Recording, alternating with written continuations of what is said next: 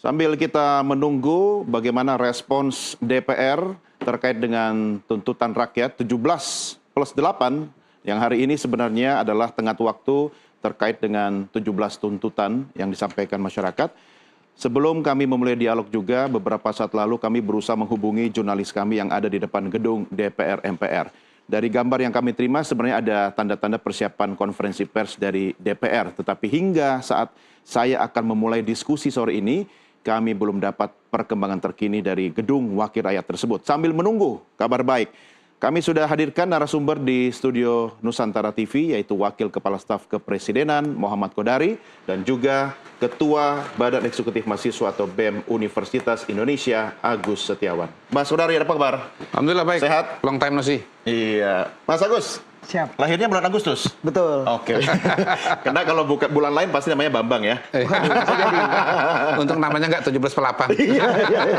Tapi karena 8-nya ada jadi Agustus ya. Iya, Oke. Agustus, iya. Saya ke Mas Kodari dulu. Ya. Bagaimana merespons Anda mewakili pemerintah? Karena DPR yang ditunggu-tunggu oleh Mas Agus dan teman-temannya itu masih bungkam. Betul. Ya pertama tentu saya tidak bisa mewakili semua karena kan di situ ada tuntutan juga untuk DPR kan. Bahkan lebih jauh lagi ada tuntutan yang sebetulnya wilayahnya partai politik. Betul. Ya misalnya seperti pecat anggota DPR itu kan wilayahnya dari ketua partai politik, bukan dari DPR. Kita pernah punya pengalaman beberapa waktu yang lalu misalnya ada partainya minta diberhentikan gitu. Ternyata nggak berhenti-berhenti juga. Jadi ini dinamikanya tuh nggak semudah membalikkan tangan. Tetapi pada dasarnya dari berbagai permintaan yang ada, kalau kita bicara DPR, saya kira sebagian itu bahkan belum disusun jadi 17+8 ya, jadi satu paket ini ya, Gus ya. Itu sebetulnya sudah dilaksanakan oleh DPR, misalnya untuk membatalkan tunjangan, kemudian menonaktifkan anggota-anggota DPR yang dianggap menjadi sumber masalah, kemudian juga bahkan misalnya kayak pimpinan DPR Padasko menulis surat kepada sekretariat untuk gajinya juga diberhentikan atau di-stop gitu. Jadi sebetulnya sudah dilaksanakan. Nah, yang kedua, beberapa tuntutan misalnya kayak TNI tarik begitu. Kan TNI kembali ke barak. TNI kan hadir sebagai bentuk bantuan atau dukungan kepada polisi. Betul. Karena apa? Karena kemarin ada eskalasi bukan eskalasi sebetulnya. Ada kegiatan demonstrasi yang kemudian sorenya atau malamnya pada waktu yang berbeda datang perusuh begitu. Nah, untuk menghadapi perusuh ini perlu kekuatan yang lain yaitu TNI, dan itu semua ada undang-undangnya, ada aturannya. Aksi unjuk rasa kan diizinkan, tapi tidak boleh lewat dari 18.00 kan? Ada undang-undangnya di mana memang TNI itu bisa membantu Polri. Jadi saya kira sebagian itu sudah dilaksanakan, sebagian itu memang ada konteks hukumnya atau ada konteks aturannya. Tapi kalau tuntutan kepada pemerintah yang harus Anda jawab apa? Ya kalau kita lihat di sini misalnya DPR ya kepada Presiden TNI ditarik dari pengamanan sipil, barusan saya jelaskan. Kemudian soal pemerintah membedakan demonstrasi damai yang dilindungi konstitusi.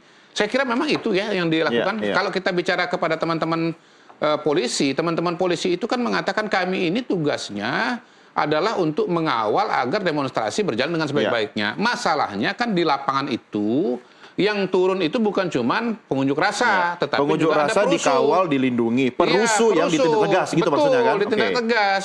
Dan memang yang menjadi tantangan itu adalah di lapangan ini kita tidak bicara mengenai pelanggaran yang jelas-jelas seperti misalnya peristiwa yang terjadi pada kasus Afan Kurniawan. Yang terjadi dalam kasus Afan Kurniawan kan langsung ditindak oleh kepolisian, langsung diproses secara bertahap. Mulai dari misalnya etik dulu, beberapa sudah diberikan sanksi, misalnya driver rantis itu dibikin demosi 7 tahun, komandan batalionnya diberhentikan. Tapi polisi juga mengatakan tidak tertutup ada kemungkinan unsur pidana di situ. Gitu loh. Di mana kalau nanti ada unsur pidana ya akan dilakukan proses-proses yang ingin Anda sampaikan bahwa tuntutan itu setahap demi setahap perlahan tentu ada waktu untuk meresponsnya semua, tidak bisa instan begitu. Betul, tentu saja. Ya ini kan Agus ini kan dari UI ya. Nah, karena saya alumni UI juga saya begitu mendengar ada upaya-upaya ini. Begitu saya mendengar ada 2 BEM UI, saya cek kiri kanan gitu. Bagaimana ceritanya? Ternyata ini satu agak melenceng dikit ya, tapi penting untuk melihat bagaimana sebuah proses itu tidak hitam putih atau tidak bisa seperti membalikan tangan. Desember ada pemilihan rakyat, pemilihan raya. Jadi ketua BEM itu di UI itu dipilih oleh mahasiswa ya, betul ya, Agus ya, dipilih oleh mahasiswa, diselenggarakan, pesertanya 3 paslon, menanglah Agus ini, gitu. Kemudian disoal udah oleh 2 paslon yang lain, udah kayak pilkada ini. Lalu ada mahkamah, mahkamah mahasiswa, tapi mahkamah mahasiswanya juga panelnya panitia seleksinya bermasalah, akhirnya dibatalkan. Nah, sebelumnya ada masalah yang lain, di mana ketua BEM yang sebelumnya itu ada kasus kalau pemalsuan itu apa namanya, dokumen plagiasi, plagiasi. Sehingga dia kemudian berhenti, digantikan wakilnya. Wakilnya ini pada bulan Februari ternyata lulus, karena sudah bukan mahasiswa, harus berhenti, sehingga kemudian harus ada ketua umum, ketua BEM yang baru. Proses mahkamahnya bertele-tele itu banyak bertele-tele gitu kan. Akhirnya ya rektor UI menggunakan undang-undang dasarnya Ikatan Mahasiswa bahwa yang namanya ketua BEM itu adalah hasil pemira gitu. Maka ditetapkanlah Agus ini gitu. Jadi proses ini sendiri kalau saya tidak salah saya baca dari beberapa sumber itu praktis baru kira-kira bulan Juni itu. Ada semacam keputusannya. Jadi belajar mahasiswa sendiri juga. Sebagai ilustrasi. Ini ilustrasi nih. Mahasiswa sendiri ketika ada masalah di organisasinya perlu waktu berbulan-bulan untuk menyelesaikan begitu. Tujuannya itu maksudnya mau bilang ke Mas Agus, Gus sabar gitu. Tapi saya mau dengar dari Mas Agus ini responnya apa terkait dengan tuntutan itu. Ya, sebetulnya kan kalau kita lihat tuntutan 17+8 ini, itu adalah akumulasi dari berbagai tuntutan dari berbagai elemen. Entah itu elemen mahasiswa, elemen masyarakat sipil, elemen buruh, dan lain sebagainya. Dan itu merupakan hasil dari apa yang sampai saat ini masih dirasakan oleh masyarakat. Sehingga kemudian ketika kita melihat tuntutan itu, dan dalam beberapa waktu belakangan, baik DPR RI, baik pemerintah, sudah mulai menunjukkan keterbukaannya untuk menerima itu, rasa-rasanya kita juga perlu tetap untuk mengawal apakah tuntutannya benar-benar dijalankan atau tidak. Nah, senyata-nyatanya sampai hari ini teman-teman dari Bijak Memantau misalkan membuat satu website agar kita bisa memantau bagaimana sebetulnya perkembangan daripada tuntutan 17+8 ini. Ada progresnya atau enggak? Sampai saat ini 11 baru mulai, 4 malah mundur, 10 belum digubris, 0 dipenuhi. 4 yang mundur itu apa? 4 yang mundur itu satu terkait dengan hentikan keterlibatan TNI dalam pengamanan sipil. Tadi juga sempat disinggung sama Bang Kodari ya. Semestinya kalau memang ini sudah diterima oleh pihak pemerintah, Presiden Subianto tinggal menginstruksikan kepada TNI untuk tarik mundur, kembalikan semuanya ke barak. Semudah itu. Padahal tenggatnya hari ini belum kembali ke barak. Belum sama sekali. Buktinya apa? Belum ada statement pun dari Pak Prabowo untuk menyatakan harus presiden, bukannya tentara kan juga punya komandannya masing-masing. Pun juga dari komandan juga belum ada. Dan apa indikator sampai Agus bilang bahwa tentara itu belum kembali ke barak? Sampai saat ini, kawan-kawan kami yang melakukan aksi demonstrasi di berbagai daerah kerap kali mendapatkan represivitas daripada aparat. Dan aparat ini bergandengan tangan baik Polri maupun TNI. Indikatornya itu ya? Itu. Jadi Anda meminta ketegasan pemerintah sekarang juga kembali ke barak? Kembalikan militer TNI ke barak. Terus apalagi 3-nya yang masih mundur itu? Kemudian yang mundur lagi terkait dengan bebaskan seluruh demonstran. Sampai hari ini masih ada kawan-kawan kami yang ditangkap, dijadikan tersangka, Del Pedro dan kawan-kawan. Dan jumlahnya nggak cuma 1-2 orang, Bang. Bahkan ada ratusan. Teman-teman Anda itu demonstran atau perusuh? Jelas demonstran. Kawan-kawan kami punya track record selalu memperjuangkan kepentingan rakyat. Dan ditangkapnya itu di luar momentum aksi. Dengan tuduhan bahwa ini provokator segala macam. Padahal bagi kami, kawan-kawan kami adalah seorang aktivis yang juga memperjuangkan kepentingan rakyat. Indikator kawan-kawan itu apa? Sesama mahasiswa, aktivis atau? Aktivis. Bukan sesama mahasiswa? Mahasiswa juga ada yang masih ditahan. Teman-teman kita di Riau, teman-teman kita misalkan di Semarang. Dan itu juga yang disampaikan kemarin oleh teman-teman yang menyampaikan aspirasinya di DPR RI. Itu Bang, makanya tuntutan kami sampai hari ini untuk membebaskan kawan kami masih belum dipenuhi sama sekali. Yang ketiga? Yang ketiga, sudah 2. Terkait dengan publikasikan transparansi anggaran. Memang DPR ada narasi bahwa tunjangannya dibatalkan. Tunjangan yang mana? Itu harus dibuka kepada publik. Pun juga transparansinya. Sejauh ini kita nggak tahu nih sebenarnya DPR ini berapa anggaran yang dialokasikan ini atas ke DPR ya, khusus mereka. Iya, khususnya ke DPR. Anggaran seperti apa yang Anda maksudnya? Kemarin misalkan terkait dengan tunjangan sempat mau dinaikkan. Dan itu kan sudah dibatalkan. Tunjangan rumah, tunjangan kunjungan kerjanya juga, dan juga alokasi anggaran-anggaran lainnya di DPR. Karena sampai saat ini kita juga belum banyak dapat transparansi Iya. terkait dengan itu. Anggaran DPR itu bukan dokumen atau rahasia negara ya? Bukanlah, Jadi tentu bisa harus ditransparansikan. Oke. Ini kan wakil rakyat yang kita Iya. berikan amanah di tiap 5 Sudah tahun pernah sekali. tanya belum ke DPR atau minta dokumennya gitu? Transparansi ini terus-menerus kita tanyakan. Iya, Tapi maksud saya sampai- sudah pernah datang ke DPR, misalnya ketemu ketua DPR atau sekretariat jenderal DPR untuk minta anggarannya gitu. dari aksi demonstrasi yang kami lakukan, pihak DPR baru mau menemui masa aksi itu tepat kemarin. Itu pun ketika tuntutan 17+8 Termasuk transparansi anggaran. Ya, disampaikan. itulah yang membuat kami kecewa juga. Kenapa Oke. justru anggota parlemen kita, wakil rakyat kita, baru mau menemui masyarakatnya, menemui konstituennya ketika misalkan sudah ada korban jiwa yang berjatuhan di lapangan. Itulah yang kami sayangkan sebetulnya. Ya, Anda cita-cita jadi anggota dewan nggak? Saya cita-cita jadi guru. Oke, ya, jadi guru bagus, jadi guru yang anggota dewan juga bagus, asal jangan seperti orang yang Anda Sepakat. protes ini kan. Sepakat, betul. Oke, satu lagi apa yang masih mundur tadi? Satu lagi yang malah mundur terkait dengan tangkap, adili, dan proses hukum secara transparan. Sampai saat ini kan kita mungkin mendapatkan kabar bahwa sudah dipecat. Iya. Tetapi apakah proses peradilan terkait dengan pidananya sudah dilakukan? Belum. Iya, masih berlangsung proses itu. Kan Iya. tidak bisa ujuk-ujuk begitu. Betul, tetapi harus diproses secara cepat. Ya, Anda kawal nggak? Kita kawal terus. Kawal. Oke, berarti tidak bisa dianggap sebagai yang belum atau mundur dong. Karena masih on proses kan? Tetap malah mundur karena Apa? Indikator mundurnya itu apa? sebetulnya ini sudah berlangsung secara berulang. Ketika misalkan aparat melakukan represivitas kepada demonstran, kepada masa aksi, seakan-akan kita dicap sebagai provokator. Siapa yang ngecap begitu? Banyak kok. Siapa Mas Tiap Agus? masa aksi banyak banget. Makanya ini kawan-kawan kita yang ditangkap kan dicapnya sebagai provokator. Oleh aparat atau oleh siapa? Oleh aparat. Boleh jadi mereka ingin membenarkan tindakan mereka. Tetapi kami tentu tidak mau seperti itu. Oke, saya coba tangkap dulu 4 hal ini karena banyak sekali tapi sasarannya kan tidak semua lebih banyak ke DPR sebenarnya ini kan yang jadi bagian pemerintah Mas Kodari tolong direspon Iya, iya. dulu. Oke, soal yang pertama misalnya, kalau kita bicara situasi dan kondisi kan tentu harus dicermati ya. Ya. Jadi saya kira polisi dan tentara tetap berjaga karena memang sewaktu-waktu bisa terjadi eskalasi lagi. Ya. Mungkin dari versi atau penglihatan teman-teman sudah menurun, penglihatan masyarakat juga menurun. Tetapi menurun itu kan bukan berarti tidak akan naik lagi nanti. Gitu. Jadi saya kira harus dikasih waktu. Ya. Gitu. Yang kedua soal publikasi publikasi dan transparansi anggaran. Mungkin ini juga perlu proses administrasi. Ya.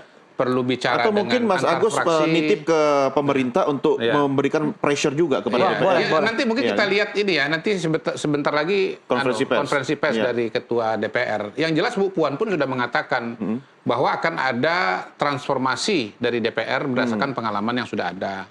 Tapi menurut saya kalau dibilang mundur sih enggak. Mundur itu kan kalau kemarin dibatalin anggarannya, Ini maju tiba-tiba terus. dinaikin lagi gitu. Iya. Oh, kalau gitu kita aktifkan lagi anggaran perumahan. Nah, itu baru mundur gitu. Sama juga dengan tangkap adili yang kemarin melakukan tindakan-tindakan katakanlah misalnya terlibat dalam pelindasan Afan almarhum ya. Iya. Nah, ini kan sedang berjalan seperti saya bilang tadi bahwa ini prosesnya ada proses Iya. etik, lalu kemudian ada proses Ini administratif. kan proses mekanisme hukum Betul, ya, hukum betul. di internal Polri sendiri masih berlangsung. Betul. Jadi ada Maksud yang namanya hukum acara. Gitu. Iya. Yang mundur itu kalau misalnya tiba-tiba yang nabrak dilepaskan, ya dibebaskan. Ini kan tidak. Proses hukum masih terus berjalan. Artinya Anda Proses tidak hu- setuju deadline-nya Mas Agus itu bisa sejalan dengan deadline-nya proses Mungkin hukum begitu? begini, kalau bukan tidak setuju, tapi kalau dibandingkan, kalau dari kacamata saya, kalau dibilang mundur, ini kan kita fokus 4 item ini lah ya. Iya, iya. Kalau mundur itu prosesnya nggak maju, tapi ke belakang. Iya. Tapi ini kan prosesnya sudah maju, mungkin kecepatannya belum Tidak seperti sesuai harapan. teman-teman. Tetapi Oke. harap dipahami Iya. bahwa proses hukum itu nggak bisa sehari 2 hari. Iya. Kalau De Agus ini pernah ngalamin proses hukum ya, kalau saya belum pernah. Ya Kalau jangan pidana. dong, jangan. Enggak, saya belum pernah. Kalau pidana, maka saya bilang ini, kalau pidana belum pernah. Iya, jangan, Tapi jangan. kalau urusan perdata saya pernah. Iya, iya, iya. Urusan sengketa tanah misalnya. Oh, iya.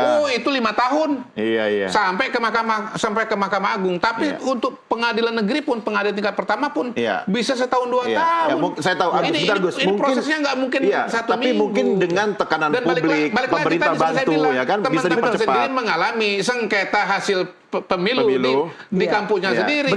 Itu bisa 6 bulan dan sampai sekarang masih pending juga nih. Ada BEM ungu, BEM kuning. Iya. Gitu. Iya, abang nggak perlu tarik lagi ke kontestasi politik mahasiswa karena saya Nggak, ini rasa kan sekarang contoh situasinya kan sedang bahwa genting, bahwa situasi bangsa prosesnya sekarang itu- sedang genting, abang. Jadi kita kesampingkan dulu ego sektoral Enggak, itu tetap penting juga. Kita relevan pun untuk sebetulnya di teman-teman mahasiswa perhatikan itu bahwa- ingin mengesampingkan semua ego Gini, sektoral itu teman-teman agar ya, kita bisa teman-teman fokus mahasiswa terhadap tuntutan-tuntutan di kampus masyarakat. yang tidak sebesar negara bisa terjadi perbedaan pendapat yang tidak mudah untuk dipertemukan. Iya. Apalagi kita bicara negara, institusi yang sangat besar.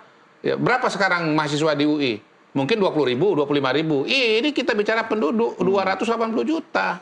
Tentu Iya. akan lebih kompleks. Baik. Kalau saya rasa Agus. sih tetap abang karena kondisi situasi negara saat ini sedang genting dan rasa-rasanya nggak elok juga untuk kita justru berusaha memicu kembali konflik horizontal antar sesama mahasiswa. Saya sih enggak, saya ini baca berita bahwa ada betul. 2 BEM. Ada, abang baca berita. Itu contoh aja, Saya contoh. baca Oke. Iya, cerita. baik, abang. Saya Maksud putuskan saya kita nggak adalah usah bahas itu. kita Lanjutkan. bisa kesampingkan itu dulu untuk bisa fokus pada tuntutan-tuntutan Iya. yang sampai hari ini nyatanya Iya. belum Iya. ada Di Agus saja perkembangannya. ke DPR aja di soal kok lihat temannya sendiri kan begitu. Iya, Jadi abang. kita Begini, memang mencari pertemuan titik Kalau pertemuan nggak kalau mudah. abang nanya, ini masih dalam proses gitu kan. Iya. Sekarang tuntutan ini itu kenapa baru diterimanya justru menjelang deadline? Padahal ini sudah keluar dari lama loh bang, dari seminggu yang lalu bahkan. 17+8 Iya. udah lama. Kan, Artinya apa? makanya saya Ada katakan harus ada ketidakresponsifan itu, pemerintah sudah diselesaikan dan juga dari DPR awal. untuk menyambut aspirasi yang ada di masyarakat. Itu juga perlu dievaluasi Yang bang. Anda inginkan Iya, itu iya. responsif, ya. Responsif. Gini kalau Minimal. bicara 17 Makanya tadi kenapa saya bilang saya kecewa. Kenapa DPR dan pemerintah baru mulai membuka dengan berbagai aspirasi di masyarakat ketika sudah ada korban jiwa. Itu yang patut dibenahi. Makanya prosesnya lama karena memang sedari awal tuntutan kami baru diterima pun kemarin oleh DPR RI. Ya, ya, sudah diterima kan? Sudah Tapi diterima. untuk menindaklanjutinya perlu waktu. Perlu waktu, begitu. Makanya kita pengen ngelihat sebenarnya DPR dan pemerintah itu betul-betul punya itikat baik untuk memenuhi tuntutan Iya. kita atau ya, tidak. mungkin Karena kalau kita berkaca pada RUU Pilkada bisa kok dikejar dalam waktu 1 malam. Iya, karena karena- ada political willingness-nya di ya, situ. karena itu menyangkut nasib mereka sendiri. Boleh jadi kan? begitu. Nah, itu juga yang perlu kita kritisi.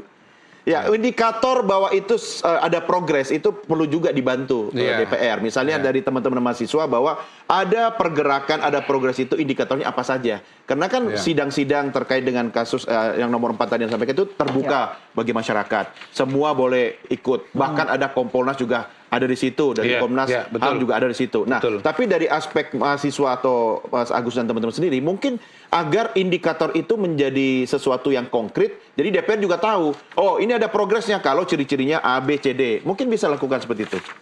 Iya, iya. Terkait dengan yang saya sampaikan tadi itu bukan dari mahasiswa, itu dari Bijak Memantau. Jadi Iya. mereka, teman-teman kita inilah yang membuat satu website untuk mengukur sebenarnya Iya. progres dari tuntutan-tuntutan kita itu seperti apa. Itu Bahkan abang per bisa hari langsung atau per apa itu? update terus. Terus. Tiap ada update langsung responsif. Bahkan ini sebetulnya upaya kami untuk membantu DPR dan juga pemerintah Ya, agar bisa terus diulang tadi memantau.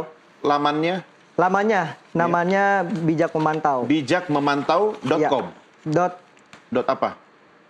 .id. .id, Ya. bijakmemantau.id. Betul. Oke, di situ ada indikator perkembangan ya dari semua tuntutan yang Ada, disampaikan. bahkan secara kronologis. Misalkan kalau kita coba terkait dengan tuntutan pertama, bentuk tim investigasi independen kasus Afan Kurniawan, Umar Amarudin, maupun semua korban kekerasan dan pelanggaran HAM oleh aparat lainnya selama demonstrasi sejak 28 sampai 30 Agustus dengan mandat jelas dan transparan. Ketika kita klik misalkan, belum digubris sama Oke, sekali. sebentar. Ini yang mengelola siapa? Bijak Memantau ini? Bijak Memantau.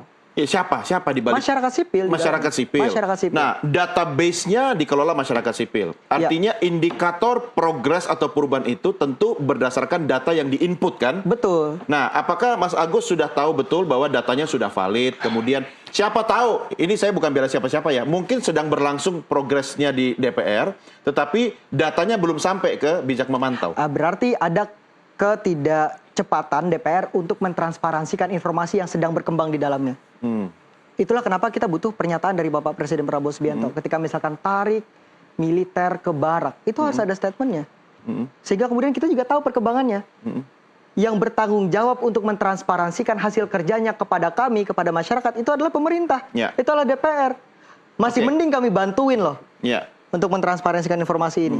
Oke, baik. Saya jeda dulu ya. Nanti direspon di segmen berikutnya.